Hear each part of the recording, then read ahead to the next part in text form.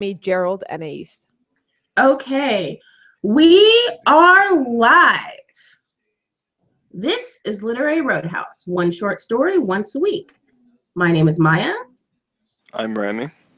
I'm Gerald. And I'm an Ace. And today we are discussing Martha Martha by Zadie Smith. This story is about two women, Pam, a realtor, and Martha, a new immigrant to the United States of African descent with what is seemingly a European accent.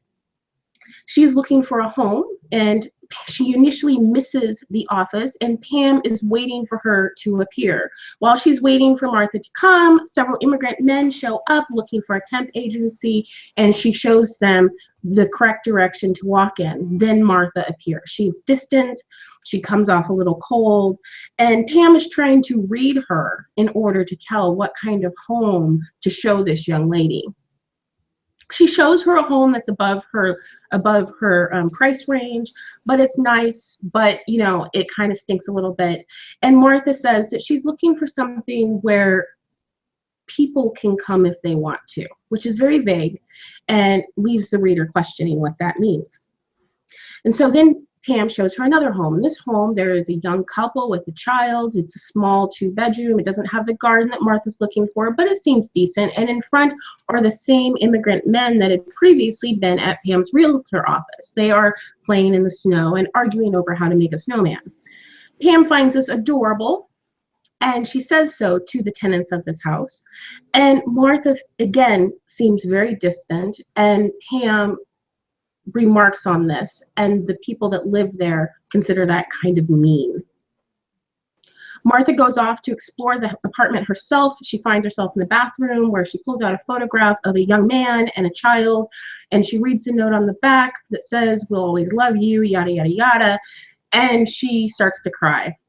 She leaves, and she says to the realtor that actually she doesn't want this place, but she thinks she'll go ahead and look for a 1-bedroom. So I understand from Slack that y'all had some issues with the story. I told y'all I'm going native. So who wants to start complaining first? We won't start complaining. No. What did you think about the story, Gerald?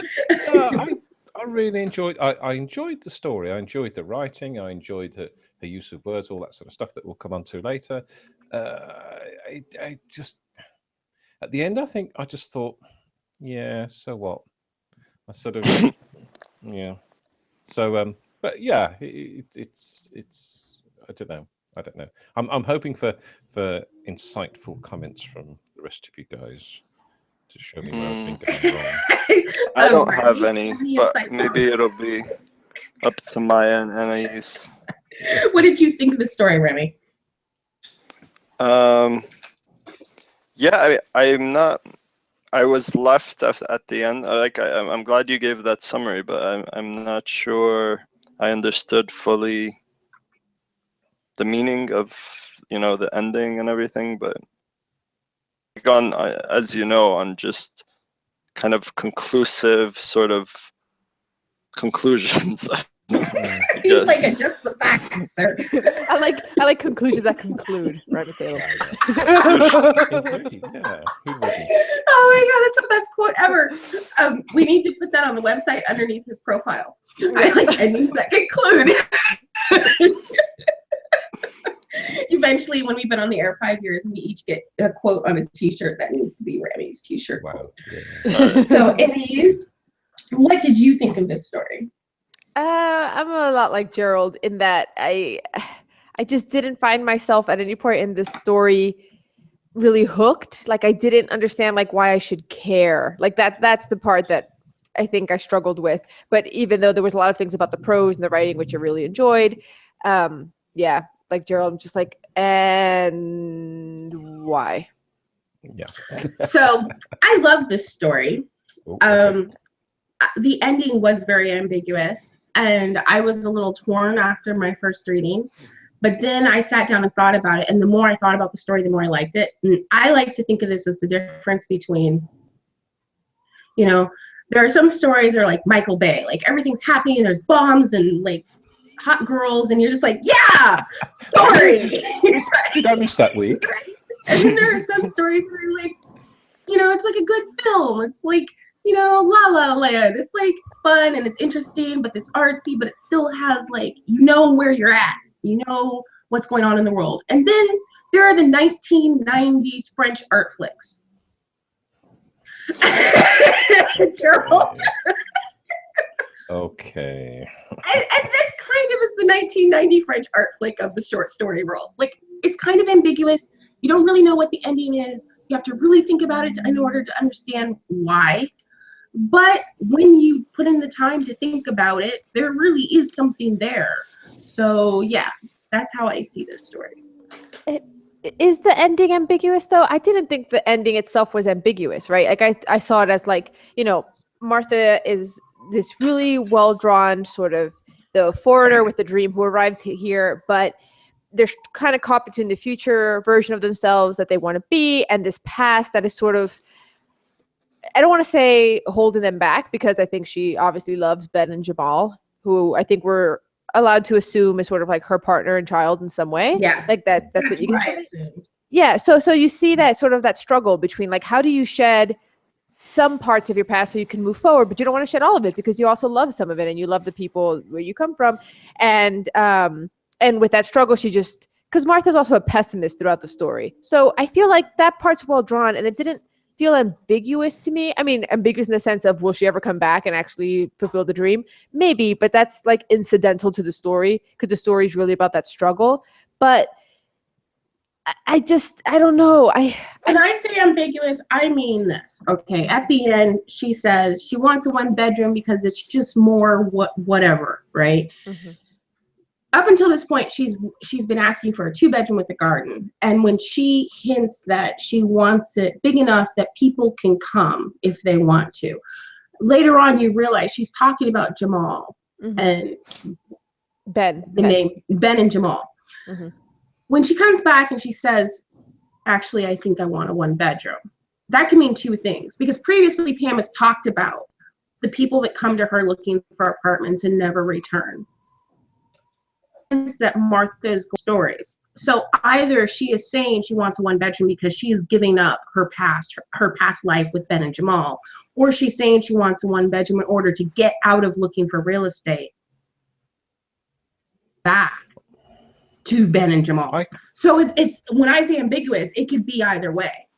She could be leaving them or going forward. I thought that she'd already left Ben and Jamal behind. For some reason I assumed that they'd split up, that Jamal had taken Ben away, or whichever way around it was. And that wasn't, this was her trying to start a new life without them. Yeah. Well, Annie, you're good with notes and you can look stuff up quickly. What did the note actually say? Because my remembering of the note was something along the lines of, we love you and we still want you. Yeah, I think the way you can link the note, if you want to do sort of like a kind of not mean, but like not very generous reading, is that when Martha reads this note, yeah, it's clear that Ben loves her, but like it's kind of like a crappy love poem with terrible spelling and the number 2 for 2 and a capital U for you. So it's kind of like that reminder of like this life that she wants may not be compatible with the life that she currently leads. Because like it's very sweet, but it's, you know, it's Martha, I love you with a U. I'm trying to tell you true for this new year 2002. I'm going to be there for you. I know that you have many dreams and life is not always how it seems. I want you to put me to the test and I will do all the rest. Together, it's just that. It's that for like 20 lines. You can't even read that straight. No, exactly. Remember when I told you my son wrote that love note? Oh God, he's going to kill me for putting this online. But he wrote like this love poem for somebody. And it was so bad, but it was so sweet. And it was sweet because it was bad. And it was like one of those. Oh. Yeah. What year did the story take place? I think it was 2012, right? 2000. No. It's old. It's an older story. 1 second. 2000. Oh no, I don't mean when it was written, but like the setting in the story, because so that note was sometime after 9/11, but it's still close enough that people are thinking about it all the time. No, it's like What were you gonna say, Anise? It's like right after 9/11 because when they're visiting the house of the like political scientist professor, they're like, oh, he's in New York in the country's time of need. So it's somewhere between September 9/11 and before New Year's. Yeah, that's right. It does say that. Yeah.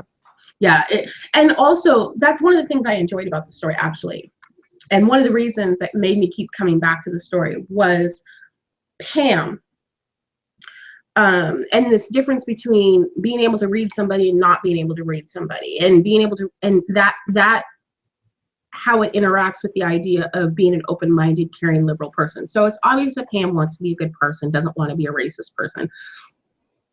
When the immigrants show up, she tightens up. Like, she's a little nervous, but she still tries to appear friendly and nice and cordial, right?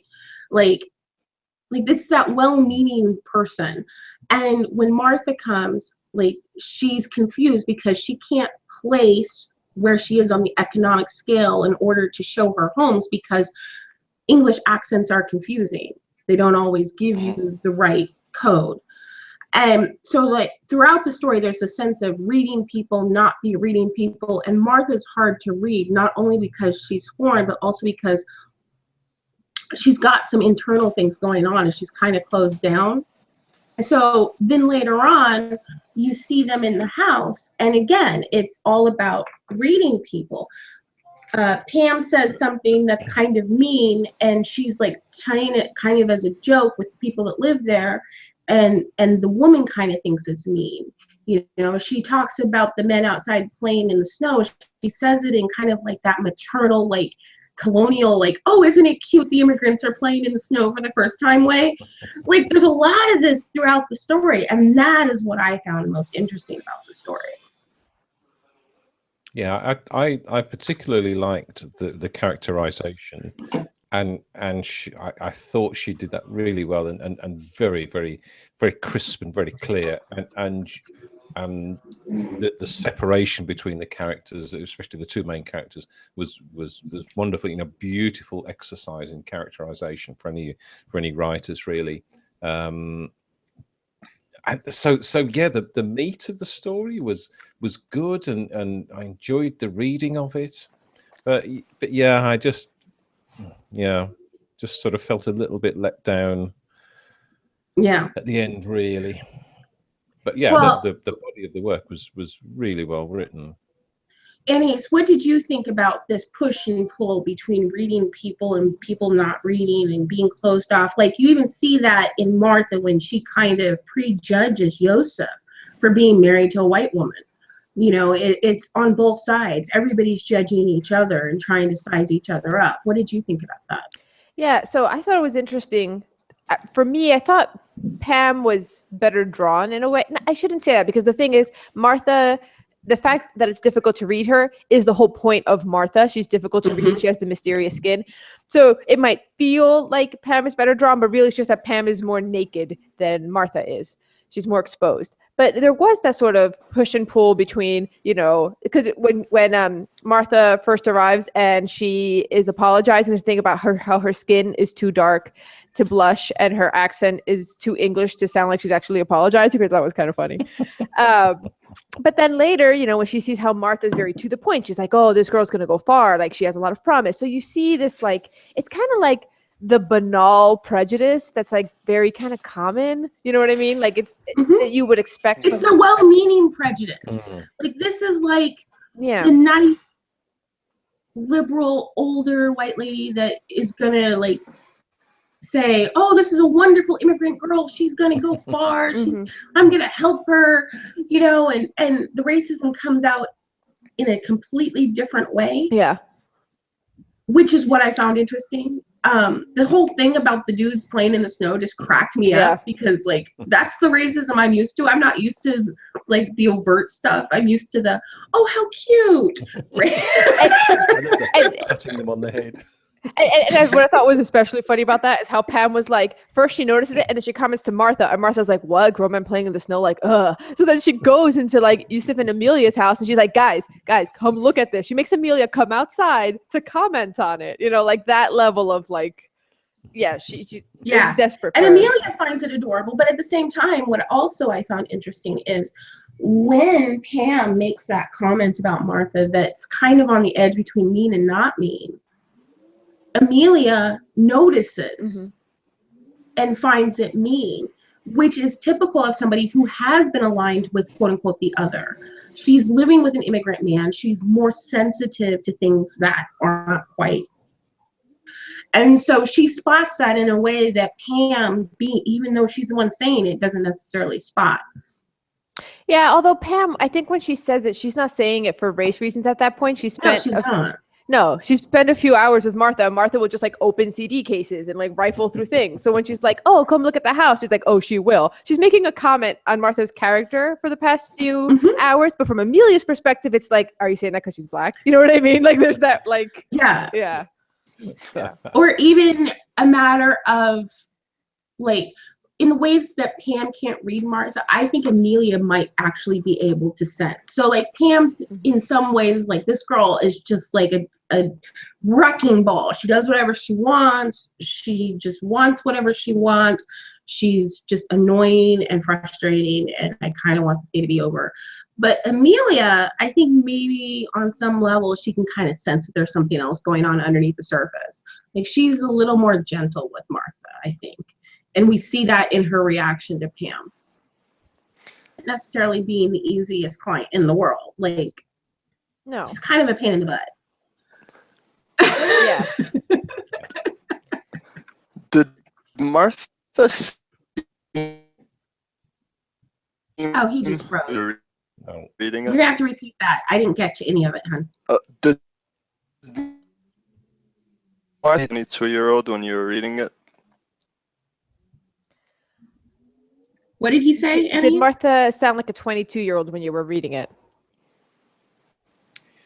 She did to me, but 22-year-old immigrants don't sound the same as 22-year-old native 22-year-olds. When I talk to 22-year-olds from other countries, they always sound older. Like, I ran into this problem in the hostel. I would run into these grown men. I'm like, "Ooh, he's hot." Start talking to him, and he turns out he's like 23. Like, people from other countries, their 20-year-olds do not sound like our 20-year-olds. And it's kind of frustrating. I'm like, "Oh, damn, he's not 40.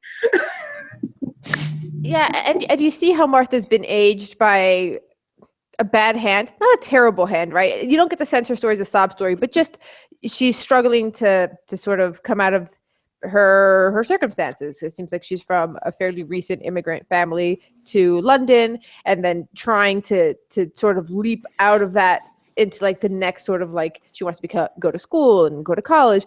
And you can see the way that she's become a pessimist, because like when they briefly discuss sort of indirectly Pam's divorce, you know, just things like that, where they're talking on a personal level, Martha like doesn't believe that things change. Like, I think that's part of also why she just gives up on even house hunting. Like, she's very pessimistic, and I think it's because of her life experiences in a way where Pam, late in life, gets a divorce anyway and is like, whatever. Like, she's like, Pam's much more, not like sees the day, but just like, it makes sense that she would be more optimistic about her future, and then late in life would get a divorce anyway. And well, yeah, I think that's also the difference in a lot of ways between the UK and America. I mean, UK, it doesn't matter. Like, you can get money, but your social class is still your social class. So if you grew up low class and suddenly you come into money, the way you talk, the way you speak, where you come from still affects you on some level, right? Am I wrong on that, Gerald? No, whereas in the US, it's like you get money and you can move through those social ladders a lot more. The social ladders in the US are much more tied to how much money you have, whereas the social ladders in the UK seem to be tied to other things. I think that's right. I think that there is a huge amount of the population who are, I mean, we call them strivers. They're trying to define these people. I think they're basically working class, but they're aspirational towards something better. So they're still working class. They still have to go out to work and earn money, but they always want to sort of strive above it and to have the nice car and the nice house and the da-di-da-di-da. And the way you say that even sounds slightly negative, like the word that you use to describe those people. Whereas in the UK, whereas in the US, that's like the normal. That's like the American dream. Like, everybody's striving to go above like where they came from. Whereas in the UK, the people that I've known, even if you suddenly get money, if you grew up working class, you're still working class. So I think that there's that. She's just more inflexible. But also, one of the things that I liked about the story is that she's not a poor immigrant. She came with money, as most immigrants do. Like, in order to get here, it costs money, right? Yeah, but In not order to so get much. the visa She was project, looking for a pretty Yeah. cheap apartment. she Yeah. was, because she only has a certain amount of money and she wants to make it last for at least, you know, a year or whatever it takes her to get settled. But literally, she has enough money to pay rent for a year. Like, that's something Americans don't have. Like, Yeah. you talk to the average American, and be like, "Hey, don't work for a year." They're in the street. So I think that a lot of people forget that immigrants that come to the U.S. outside of like the average, like the usual, they're usually better educated. They usually have some money socked away that they've saved or whatever. Or they've gotten an inheritance before they got here. Even a lot of Mexican immigrants that come in, a lot of them, they pay a lot of money to those coyotes to get here. They may not have anything back home, but they've scraped and saved in order to get over that border. And I think a lot of people forget that. They think that, oh yeah, they don't have anything. Like, all the immigrants I knew, even if they had shit jobs, they all had degrees back home. They were not like the low class of home, because those people can't get here. They were like the middle class people. They had a degree, maybe a doctorate. They came over here. They can't use their doctorate because it doesn't transfer, and they're driving a cab. Like, those are the people that I've known. Yeah, we have that too. Do you think? I mean, is this striving to move above your class, to leave behind what you were? Do you think that's what's driving Martha? Because she's for whatever reason, and however she's done it, she's left behind the husband and the son, and she's come to America, and she's not sure what she wants, but she knows she wants something better. She wants something better. She wants the apartment. She wants people. She wants to study. She wants to make have a career. And she talks about her friend who's an attorney, and that's something that she's striving for. So is that what the whole point of it? I think so. I think the whole point is the American dream. Like, that is the American dream, right, Gerald? Yeah, that's what we've understood it to be, and that's been the difference as we understand it between America and the UK, is that if in America you win money, everyone will say, "Great, good for you, fantastic, well done." Over here, if you win a lot of money, people say, "Why aren't you giving me some? How dare you win all that money?" So it's a very different. It's a difference between perception and reality, because in reality, what you just said is probably more likely to happen. But the point is, like our advertising, like our billboard of, if you see a billboard that says the American dream, it's going to say, like, come here with nothing, get more, get an education, and the world is yours. Like, that's what we've sold the world. And so I think what we're seeing is that clash between that American dream perception, the advertising, versus reality. Like, she comes here, she thinks she's going to get a 2-bedroom apartment with a garden. That is like the epitome of the American dream. The only thing that would have been more cliche is if added a white picket fence, right? Like, that would have gone over the top and everyone would have groaned. So she left out the picket fence, but it's essentially that. And then she gets here, and it turns out $1,000 a month isn't going to go that far. And in order to get a place that will give her time to figure out what she wants to do and go back to school, she's going to have to get a place small enough. She's not necessarily going to be able to bring her husband and son over, or her boyfriend and stepson, whatever he is. He's somebody important, and it's that reality of, oh, this is the dream, and oh, these are the roadblocks. I didn't know those were going to be there. She also pretends not to have a kid, right? There's a little bit of like, but we don't know if it's her kid. Yeah, but it seems it, doesn't it? It really seems it. Seems like it could be her kid, or it's somebody she's fallen in love with who has a kid. Maybe, but it seems likely it's hers, doesn't it? I don't know. Like, I've known a lot of women that have come from other places, and that's the one thing they don't do, is leave their kids behind. I mean, it would be really tough to leave a kid behind. And I think that her emotional damage would be much stronger if it was hers. I think it's her boyfriend and a kid that she's raised that isn't necessarily hers. What do you think, Gerald? I don't know. That's very, very, because I was just thinking as you were talking, you know, maybe she lost them, maybe they died, but then she'd be more, I think there'd be more signals in the writing about that. Mm-hmm. Or at Because least then the a 2 signal. versus 1 bedroom makes less sense. Or was she looking for 2 just to have visitors in general? Yeah, I don't think she was looking to have visitors in general, because the way it was dropped into the story, like, I immediately thought, oh, she's going to smuggle people in, and then later on it's revealed that there's this boy and his dad, and then you're like, oh, that's why she wanted the 2-bedroom with the garden. So at least that's how I read it. Yeah, maybe she left them behind because she wants to do, you know, she's driven to create, because there's a reference to her, in her life back home not being what she wants. She's being held back. She's missed opportunities. So this is her one chance to create something, to do something for herself. So maybe she's taking a year out and saying, look, I've got to do this, I've got to give it a go. And if I'm a success, then you can come over and join me, perhaps. I don't know. What did you guys think about her name? I mean, her name is Panks. At one point, Pam says, Panks, it's a very unusual name, isn't it? Is it a Nigerian name? And she just says no, just flat out. Do you think that's another instance of her trying to leave her past behind, like so many immigrants have done, changing their name once they cross the border? What do you guys think? Don't know. I mean, possibly. It would be consistent with the whole, like, if you read this the way I read it, where Ben and Jamal is like her partner and child, then yeah, it's like a little bit of like dressing up as the person that she wants to become. And the reason also why I definitely think Ben and Jamal are,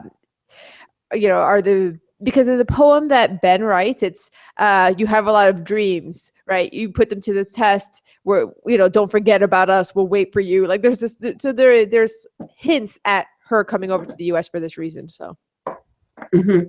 Yeah, I like the way that is portrayed, because Panks is definitely not a Nigerian name. And there is a sense of, in order to achieve these things, she has to not be who she is, which I think a lot of immigrants go through. She could not have picked a more white name. mm-hmm. That would be like if I decided I'm going to be a lawyer and I changed my name to Smith. Like... It's just a red flag for so many underlying issues to me, that I thought that was a really subtle way of saying, this is a girl that thinks in order to achieve what she wants to achieve, she has to give up everything that she already is, including child, regardless of whether the child's hers or not. You know, I think that supports that, definitely. Yeah. Yeah, the boy's about 18 months old in that photograph. Yeah, and it's, yeah, I'm going to be there for you. I know you have many dreams. Mm-hmm. Yeah. And when I see women that have left their kids in order to move to another country, like in literature, the kids are always older. You don't leave an 18-month-old. You leave a 5-year-old. They're in school. They're old enough for you to say, hey, this is what's happening. You're going to come to me in 3 years. Like, what story was it with the Chinese immigrants that did that? The young kid. We read it on this podcast. Are you talking about the book? Was that yeah, we read it in the book club. Inheritance. Yeah, we read it in Inheritance. But the kids were older. Yeah, but I've also heard of people who do it when the kids are younger because they're not going to remember. They're not going to remember you weren't there, then you have it set up for the rest of their life. I think that it's harder to leave a smaller kid than it is to leave an older kid. Well, I mean, I don't know. I think, circling back to the story, I don't think it really matters whether or not it's her kid or just Ben's kid or anything, because for the bigger story at the end of the day, like, so even as we discussed this, and I agree that the characterization is great, we haven't talked about the prose, but the prose is great too. There's just a point where it's like, but right, so we sometimes talk about how Roz Morris talks about in a story something needs to change, character, plot, nothing really changes here. So it's like you have this great theme you're exploring, but what are you doing with it? Like, that's the part that I'm struggling with. Yeah, to me, I didn't really struggle so much with that, but you know, I like Roz Morris's definition of fiction. Like, I do. I like that definition of fiction, but it doesn't leave room for these illuminating slice of life stories, and most of them are done really badly, which is why I like her definition of fiction. But occasionally you see one that just illuminates something that you wouldn't necessarily have thought of before, and that's where I would put the story in. Even though nothing really seems to change. If anything, the only thing that really seems to change, like, does Pam change at the end of the story? Not really. But Martha, I think, does. Like, Martha goes into the story, she's wanting a 2-bedroom for various reasons. She's holding on to her dreams of a garden. She's holding on to her dreams of getting a law degree or whatever it was that she wants to do. And by the end, she has given up that dream, and it is symbolized by saying, you know, maybe I want a 1-bedroom. So in that respect, it changes, but is it really necessary that it changes? I think it works really well as a slice of life story that illuminates something that most people wouldn't have thought of, just because it's well done. And so I'm cool with it either way. Like, I could make the argument that Martha changes, but it's not a very strong freaking argument. I can make the argument.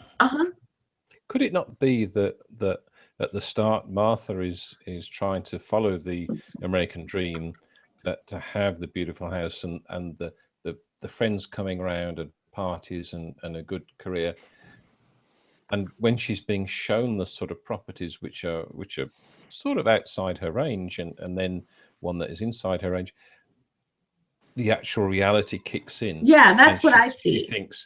She thinks, actually, no, the American dream isn't real, and I'm going to struggle to do that, which is why she walks away. That's how I read it. That said, if you don't read it that way, I think it does work as a slice of life story. And that's a hard thing for me to say, because I don't think most slice of life stories work. I think most of them suck.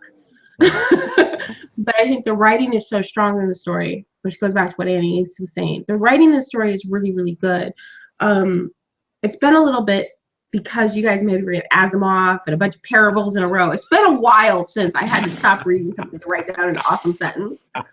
Oh, shit. I had to get that in. But there were several in the story where I was like, oh, I got to stop and write this down because it's really good. Yeah.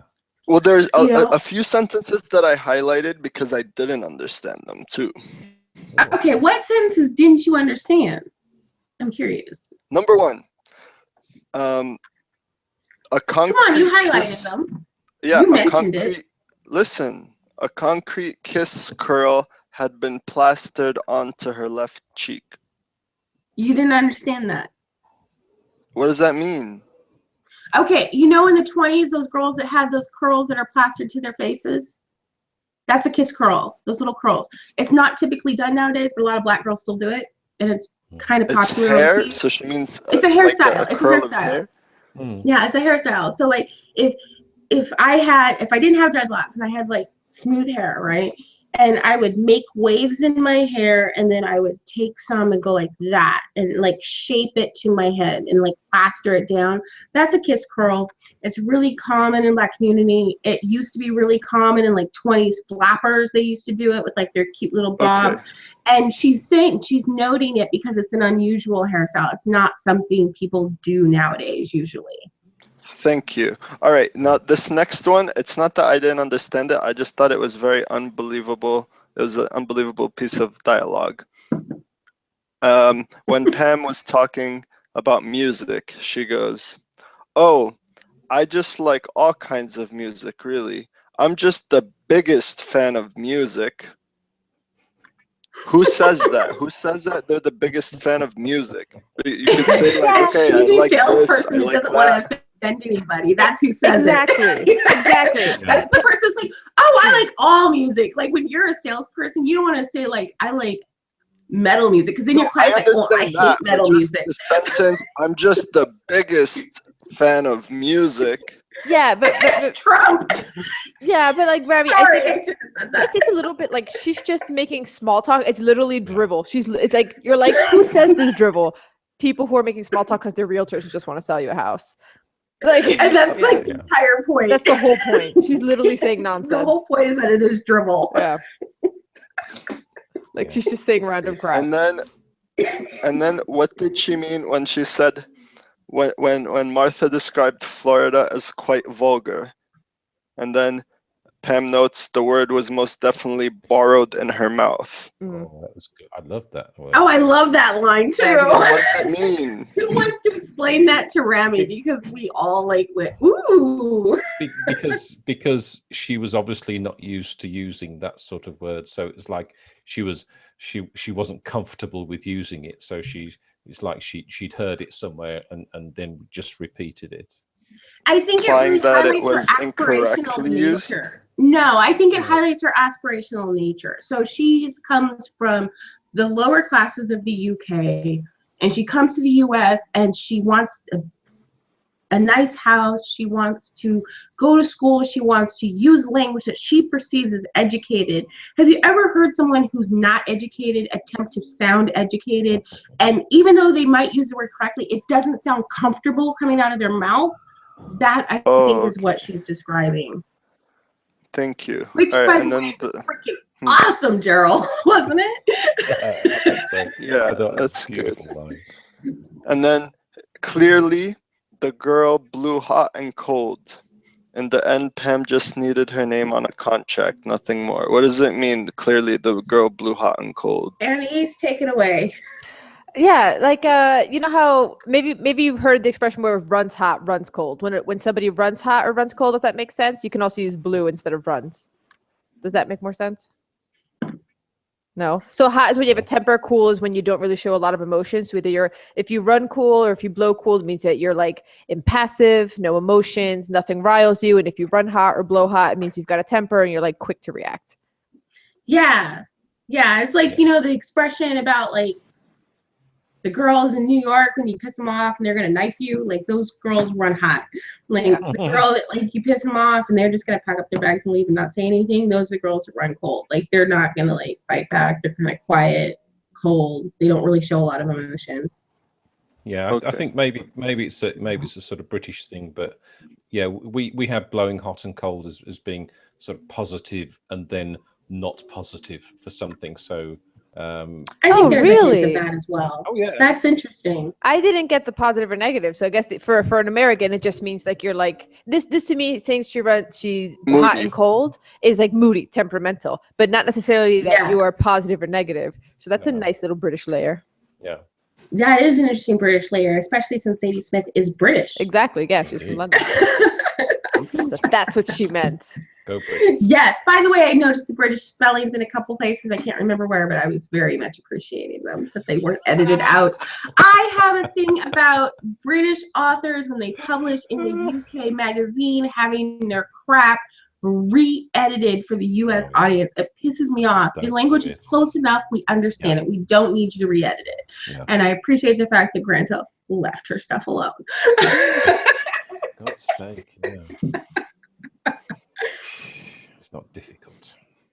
All right, let's rate. Anything What do you else say? about the story that you guys wanted to talk about? Okay, never mind. Well, one small thing, since just to close out the prose thing, is something Zadie Smith does that she actually manages to pull off. And when like more amateur authors do this, it drives me insane. Is when you write minutia, like closes the door with her elbow, balance it, like the tiny little actions. There was a few that I was like, normally when you have an author that's like, she said as she like blinked a certain way or like smiled a certain way or like threw glances around about the room, you know what I mean? But Zadie Smith managed to do it, even though there was a few places, especially when Martha and Pam first meet, where it's like every little thing, like this, how exactly they did something. At the very beginning, it almost didn't work for me, just in the sense that I'm like, I still don't know where the story is going, so I'm still like kind of impatiently being like, what's the point of this? But it didn't seem, it sort of like drew the scene very well for me. And a lot of authors don't do that. They won't sit there and give you like, they close the door with their foot or whatever. I think for me, the difference between it being done well and it being done badly is that it does something else in addition to just being filler. So one thing that I found was all those minute descriptions in the beginning added to the sense of discomfort between Martha and Pam. They are not comfortable in each other's presence. Pam is trying to appear cheerful and wonderful and happy because she wants the sale. Martha is just uncomfortable because she's uncomfortable. And all those little details added to that. In the other places where they came up, every single one added something to the story. And I think as a writer who tends to be verbose sometimes with details, I think that was a really good lesson for me, that those little details have to have a meaning behind just being visual, like clutter. Yeah, they usually sort of add to the character, don't they? So they show you something about the character. Yeah, which I thought Anise was right. At the start, there was so much of this detail, and it sort of, in a way, it almost sets you off in the wrong direction, because you think, come on, what's this about? You know, you can't really get a handle on what's happening. But when you look back on it, you think it just adds to each of the characters, and it's consistent with the characters when you get to know them later on as well. Yeah, it really, to me, like, this is the problem with this podcast. Okay, YouTube, because I already think that short stories is the pinnacle of artistic writing. Like, I think the best short story is always going to be better than the best novel. Like, that's just where I am at this point in my life, just because the minimal nature of the short story creates such an experience for the reader that it's much more intense in a lot of ways. So when we're reading these amazing short stories, it makes the really bad short stories really obvious. Yeah. And it's like, oh, that wasn't done well. I know it's not done well because I already read them. And I think for me, her use of detail, that's what I'm getting from Zadie Smith. Like, her use of detail is really pinpoint, and it really has multiple meanings behind it, which is something I definitely don't necessarily do for all my details. Which means I have to go back and re-edit everything I ever read.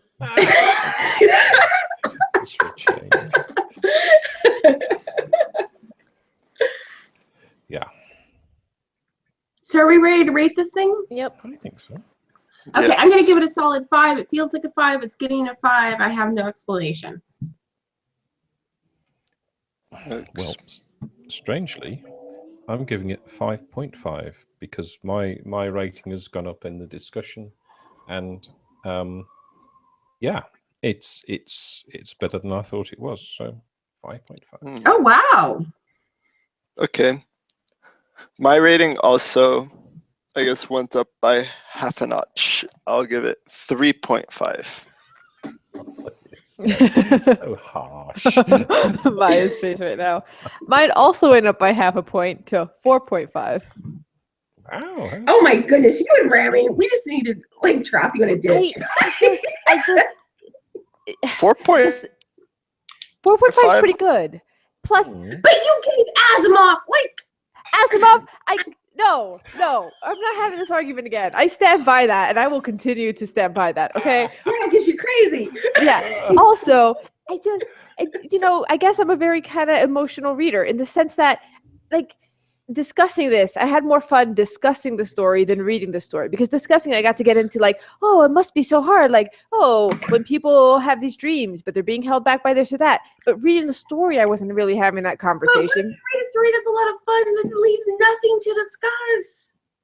Okay, yeah, I'm glad it has something to discuss, and like I said, it's a good theme to explore. But I'm still like, but what are you doing with it? Like, I want that next thing. Yeah. So difficult to please. 4.5. I know. And then I'm like Gaga over Saunders. I love arguing with you about your ratings. It makes me happy. Yep. So what are you guys submitting for next week's story? I should go back to Death Constant Beyond Love by Gabriel Garcia Marquez. Woohoo! I'm submitting Califfi Creek by Lionel Shriver, and it won the 2014 BBC Short Story Award. All right, let's go with that one. Thank God, not another parable. No. Mine. I'm still submitting mine, but I'm rooting for NA. So Okay, Yeah. what it's are Man you from the submitting? South. Man What? from the South by my boy Roald Dahl. Your boy, your best friend. Okay, 1 minute. Let me think about how I can rig this against Rami. You just skip him. Yeah. Make it about art. Yes. Not about the Okay. Olympics. We're gonna play 20 questions. Oh God. Wait, but how I are we know, gonna do right? that? Okay. I'm thinking of something. Uh-huh. You guys are gonna ask me questions. We're gonna go in order. That one I can lose. And the first person who wins it wins. All right. Okay? So we're gonna start with Annie's. You can ask me a question or tell me what you think it is. Oh my god.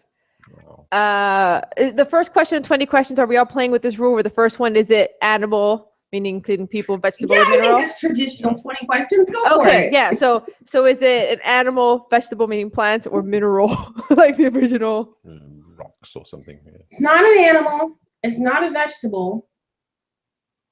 I guess a thing would be a mineral. All right, so it's inanimate object. Yes. Okay. Gerald? Does it still exist? Yes. Okay. Remy? It keeps freezing. Did he say something? I didn't hear it. No, I didn't. Yes. What? What's your question? Type it. We can't hear you. No, say it for the record. Oh, you've already said it's in the recording. He said it for the recording, but I can't hear him. Is it the wind? Is it the wind? No, it is not the wind. Nice try. Annie's?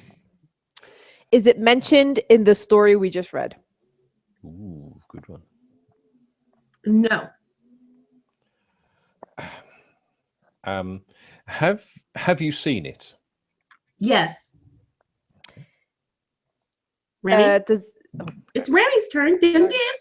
Like, I would love to skip Ragdoll, but, you know, I'm being fair. We can't skip Remy. So, Remy. Is it on the sky and on the ground? It can sometimes be in the sky. Ooh. Annie's? Is it smaller than a house? Yes. Ooh.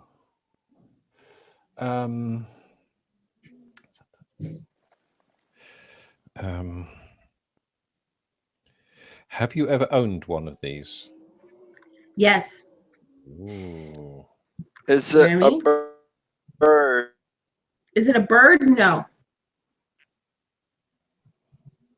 It's inanimate. Is it a book? No. Just because literary Roadhouse. I'm like, let me just go for No. theme. I mean, like throwing books in the sky would bring birds. That would be fun. You could take a book into an airplane. Right. Good point. Is it a ball?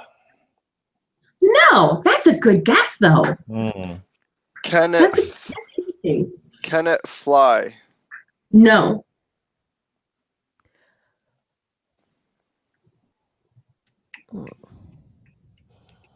I'm trying. Come on, Annie's. Yeah. Come on, Annie's. It's sometimes in the sky. It's not a ball. It's something. Got lots of clues here. Do they sell it at Walmart? Yes. Is it a kite? No. That was gonna be my guess, actually. I swear, before Abby gets this, I'm gonna boycott. You thought of the quiz. Watch him win this. I'm gonna be No, so I'm pissed. not. Give me a moment. I'm looking through Walmart's directory of I'm just offering. basically saying it's like a household thing you can buy, and it's not like some, It could be in the sky, though. Yes. It could be in the sky. like a I boomerang. believe I can fly. I believe I can touch the But sky. all right, listen. All right, calm down. Stay focused here. Stay with Can you us, just tell me man. to calm down? Stay with us. Oh, wow.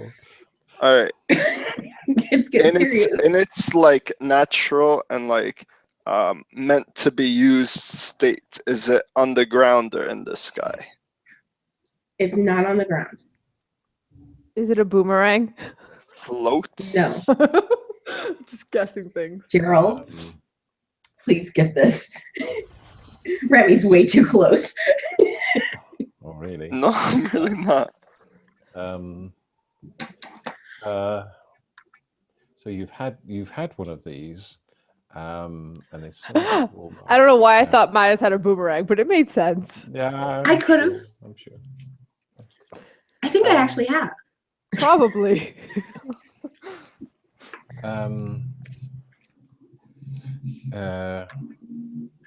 Can you write on it?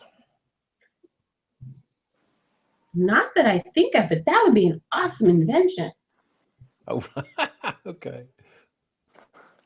No, I have no idea.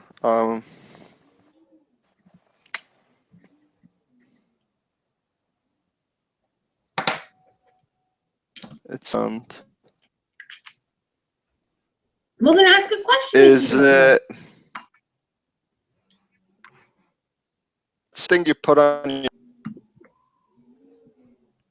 What did he say? I don't hear. Is it something you put on your body?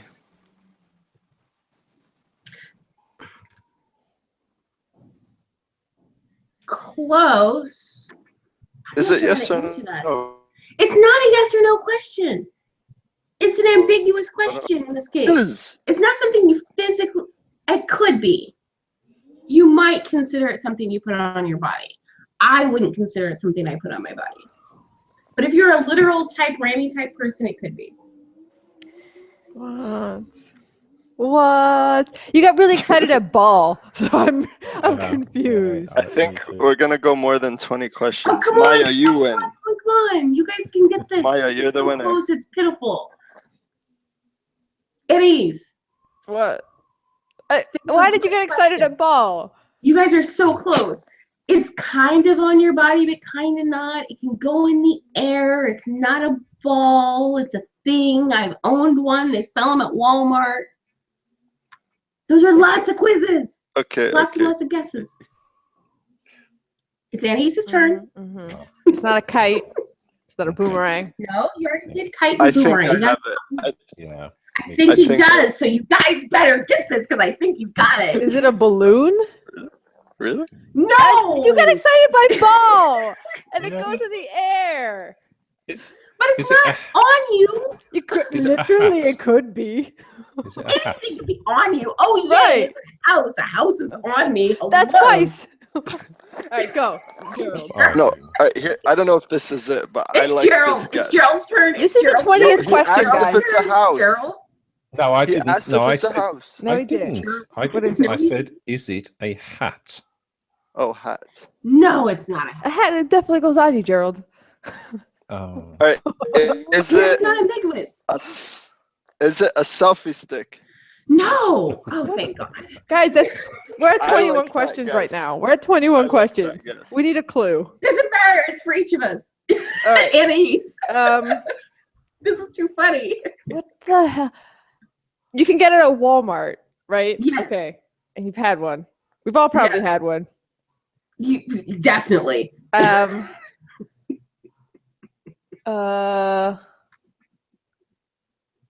don't.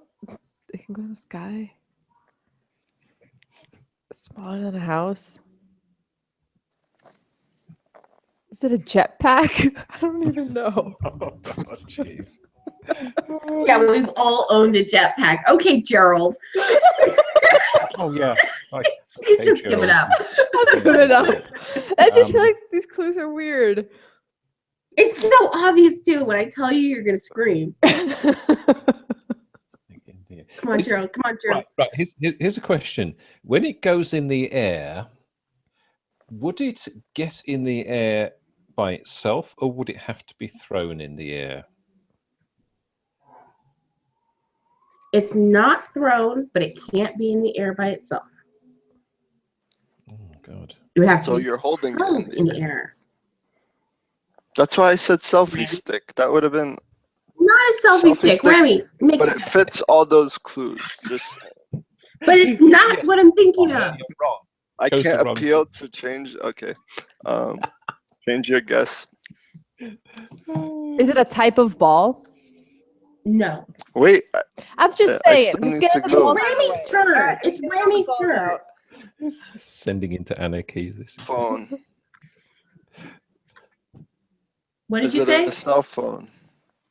No, it's not a cell phone. What the hell? Oh God, it's so obvious. You're gonna kick yourself a gazillion times. Why'd you get excited at ball? That It is what's throwing can- me off. I guess because you already said ball. Why would you Can go make the there. same guess twice? No, No. with the first time Gerald Not the said ball. first time. You said it was a good guess, so we're sort of. So we think it's like a toy. No, it's not a toy, Gerald. Oh God. Y'all are gonna kill me. Rami's gonna get this. I'm gonna be so pissed because we're gonna be stuck reading Ram Doll. It's probably gonna be some parable. There's gonna be God in it. I'm gonna be just like, where's the nuance? And it's gonna be like a 5-minute podcast. You know who hates us right now is whoever's listening to this long ass quiz. Yeah. That's who hates us. That's the benefit of editing. I didn't think it was gonna be It'll long. I still thought be it was long. gonna be short. I thought rock paper scissors would be too short. So I thought this would be easier and less more fun. And you guys are smart. I figured you guys would get it really fast. It's in any inanimate object that they sell in Walmart. It's Gerald's turn.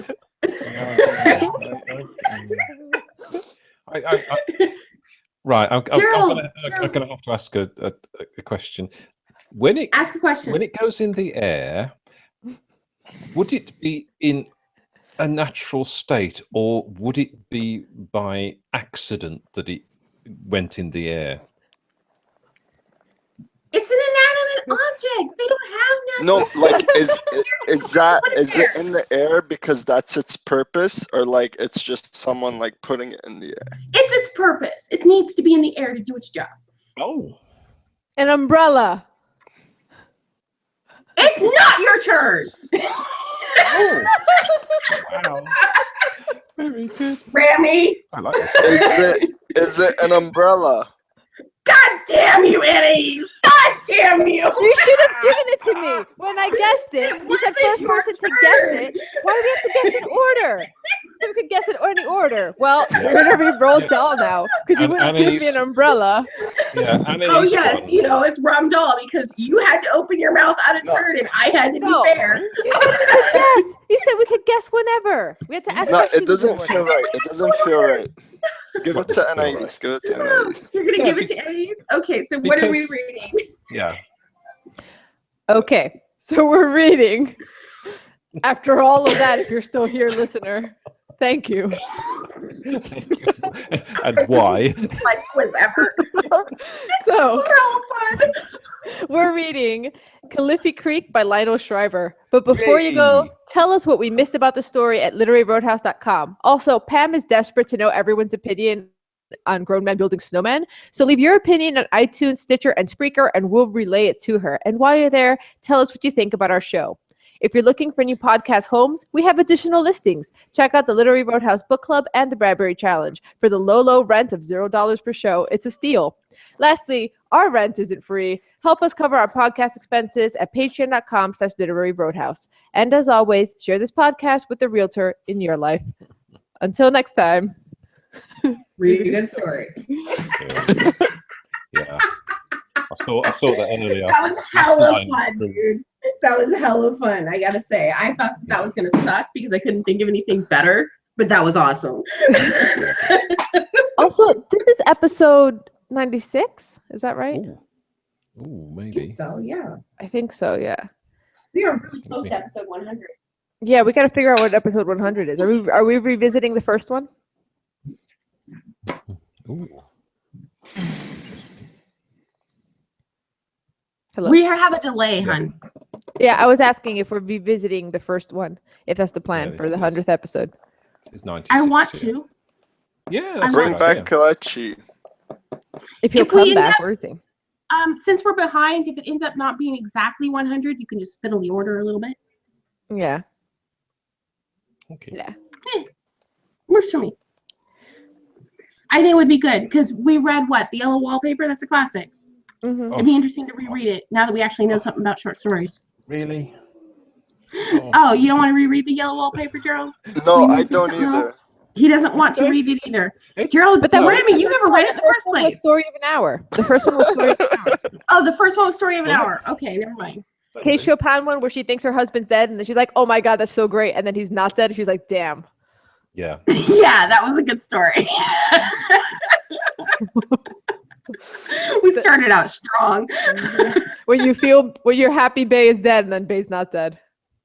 Yeah, that was a good story. So do we want to do that, or what do we want to do? Yeah, we're still live, by the way. Oh, we are? Yeah. Oops.